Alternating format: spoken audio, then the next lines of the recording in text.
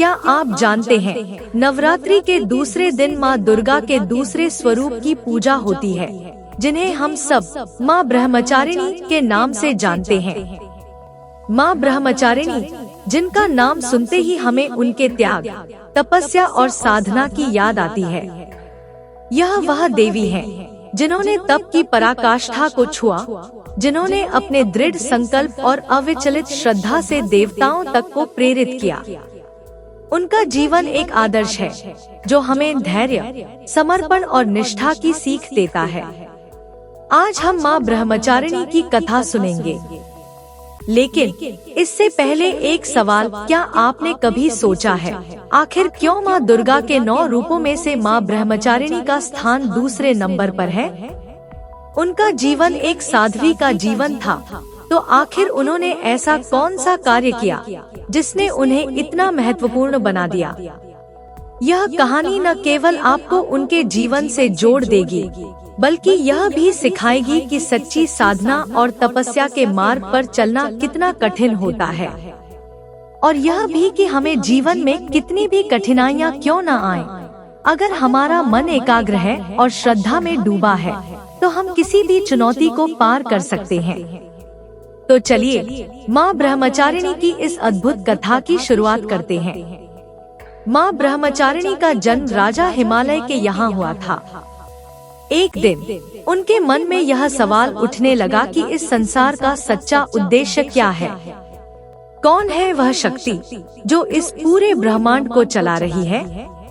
इन्हीं प्रश्नों का उत्तर पाने के लिए उन्होंने कठोर तपस्या का मार्ग चुना। लेकिन यह तपस्या कोई साधारण तप नहीं थी। यह वह तपस्या थी जो लाखों वर्षों में केवल 1 या 2 बार ही कोई कर पाता है। माँ ब्रह्मचारिणी का तप तब आरंभ हुआ जब नारद मुनि ने उन्हें बताया कि उनका विवाह स्वयं भगवान शिव से होगा। लेकिन यह कोई साधारण विवाह नहीं था। शिव जी की पत्नी बनने के लिए उन्हें घोर तप करना था, एक ऐसी तपस्या जिसे मानव जीवन की सीमाओं से परे माना जाता है। उन्होंने निश्चय कर लिया कि वे भगवान शिव को प्राप्त करने के लिए हर संभव प्रयास करेंगी।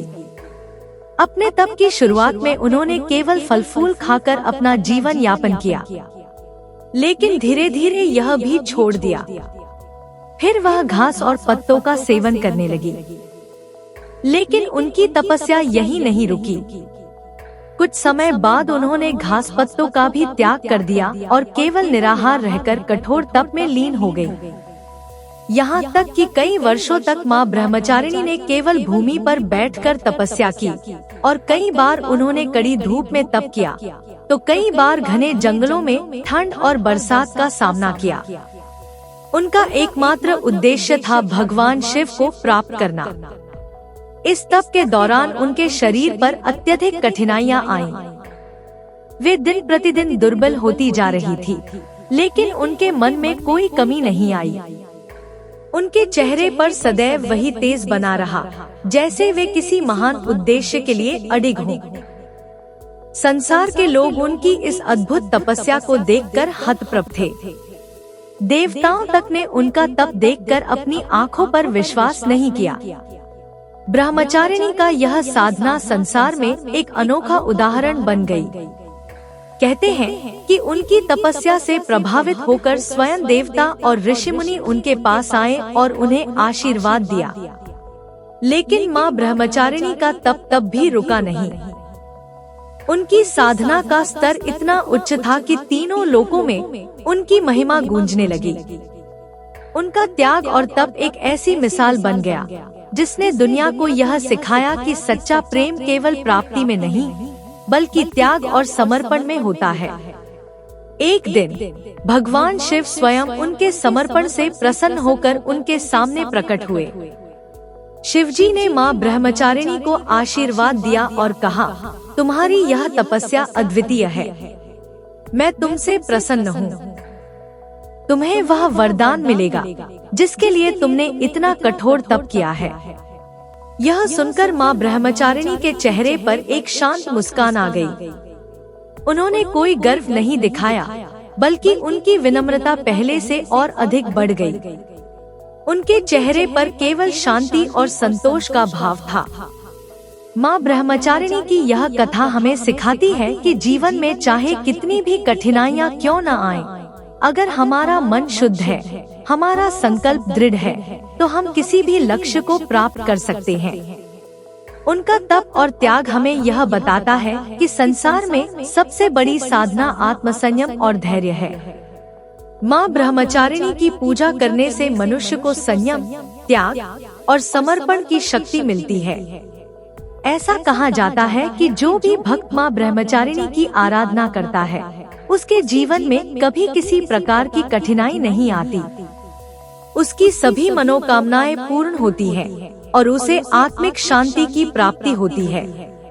माँ ब्रह्मचारिणी का यह स्वरूप विशेष रूप से उन लोगों के लिए प्रेरणा का स्रोत है जो अपने जीवन में किसी विशेष लक्ष्य को पाने के लिए प्रयासरत है। यह हमें सिखाता है कि अगर हमारे पास धैर्य और तपस्या का बल है, तो कोई भी बाधा हमारे मार्ग में नहीं आ सकती। माँ ब्रह्मचारिणी की साधना केवल भगवान शिव को प्राप्त करने के लिए नहीं थी, बल्कि वह उस उच्चतर सत्य की खोज थी जो हमें हमारे जीवन के वास्तविक उद्देश्य तक पहुँचाती है। माँ ब्रह्मचारिणी की आराधना से हम अपने जीवन के सभी विकारों को दूर कर सकते हैं और आत्मिक शांति प्राप्त कर सकते हैं। उनका तप और साधना हमें यह सिखाता है कि जीवन में चाहे कितनी भी कठिनाइयाँ क्यों न आए, अगर हम सत्य और धर्म के मार्ग पर अडिग हैं, तो हम किसी भी स्थिति से बाहर निकल सकते हैं।